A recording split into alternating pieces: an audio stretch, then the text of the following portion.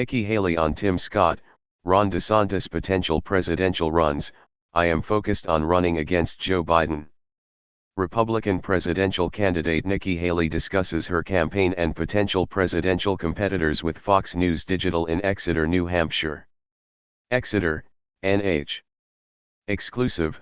Republican presidential candidate Nikki Haley says that a controversial parental rights bill that bans teachers from giving classroom instruction on sexual orientation or gender identity in kindergarten through third grade that Florida Gov. Ron DeSantis signed into law last year needs to be more stringent. Haley, the former South Carolina governor and former ambassador to the United Nations who launched her campaign for the Republican presidential nomination earlier this week, highlighted the controversial Florida law, which critics have dubbed the Don't Say Gay bill, in comments at a town hall in Exeter, New Hampshire on Thursday.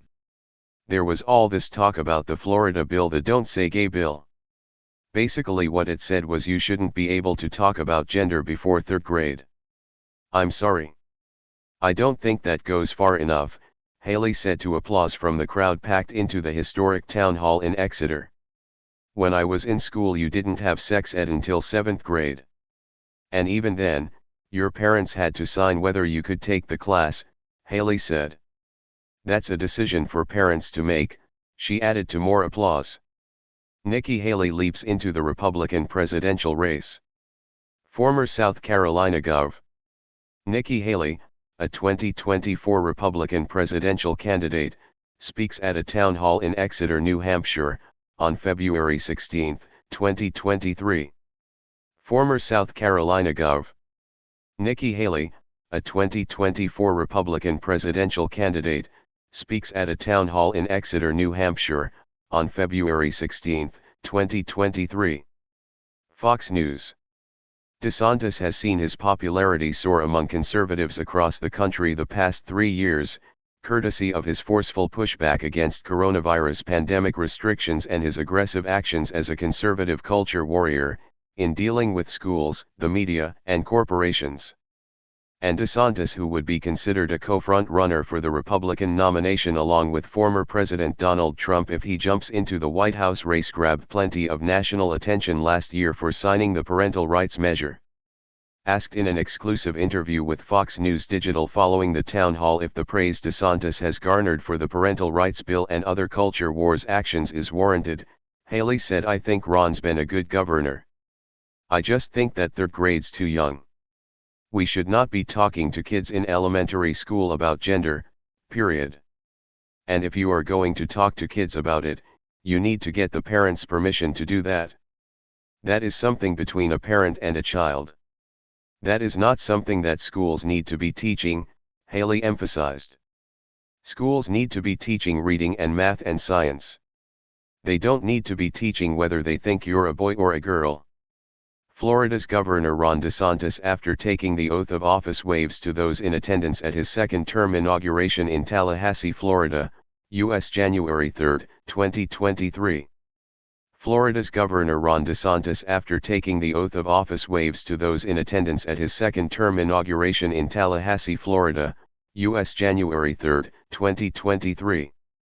Reuters/Octavio Jones. While DeSantis remains on the sidelines in the 2024 race, with sources in his political orbit telling Fox News any potential announcement wouldn't come until after Florida's legislative session is over in the late spring, Haley declared her candidacy on Tuesday, joining Trump as the only major Republicans to date to launch campaigns. But the GOP nomination field is expected to grow, and one of the potential contenders may be a fellow Republican from South Carolina, Sen. Tim Scott. Placeholder.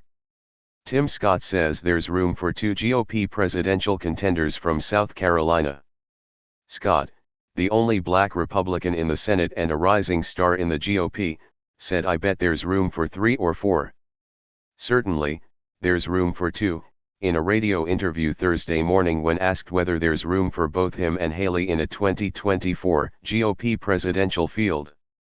Haley told Fox News it won't affect her campaign if Scott jumps into the race. I appointed Tim Scott to the Senate because I knew he would never disappoint us, and he hasn't. He's a friend. If he decides to jump in, I don't know if he's going to. He's welcome to jump in, Haley said. Senator Tim Scott, a Republican from South Carolina, speaks during the Republican Jewish Coalition, RJC, annual leadership meeting in Las Vegas, Nevada, U.S., on Saturday, November 19, 2022.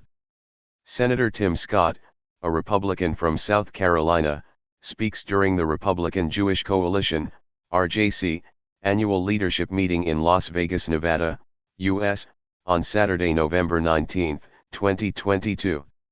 Rhonda Churchill/Bloomberg via Getty Images. Haley said she's focused on running against Joe Biden.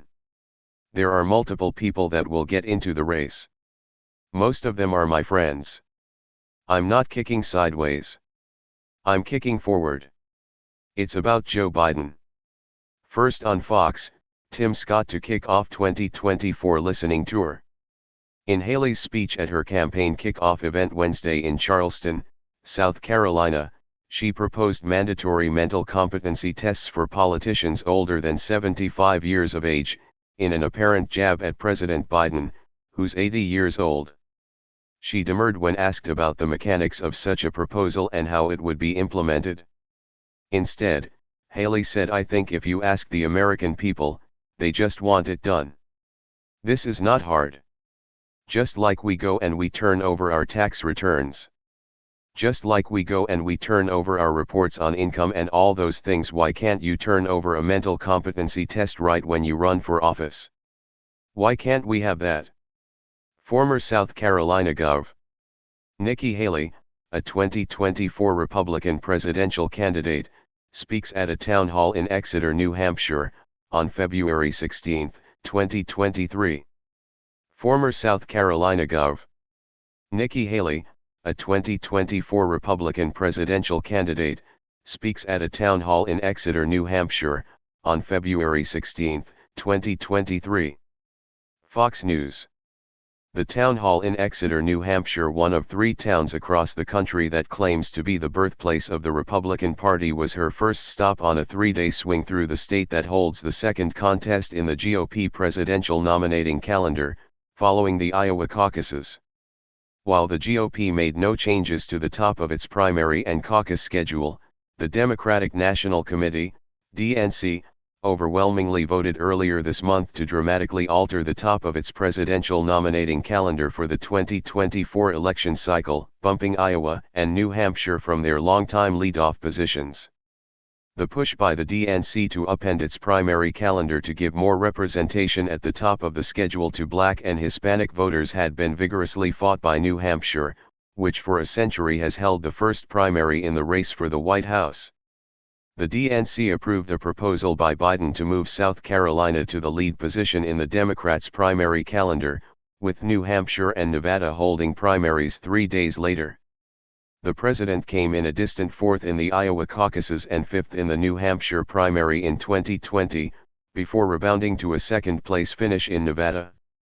Biden then won South Carolina, where Black voters play an outsized role in Democratic Party primaries, in a landslide, boosting him towards his party's nomination and eventually the White House. The sign outside of the New Hampshire State Capitol building in Concord, NH, that honors the state's cherished century-old tradition of holding the first presidential primary in the race for the White House.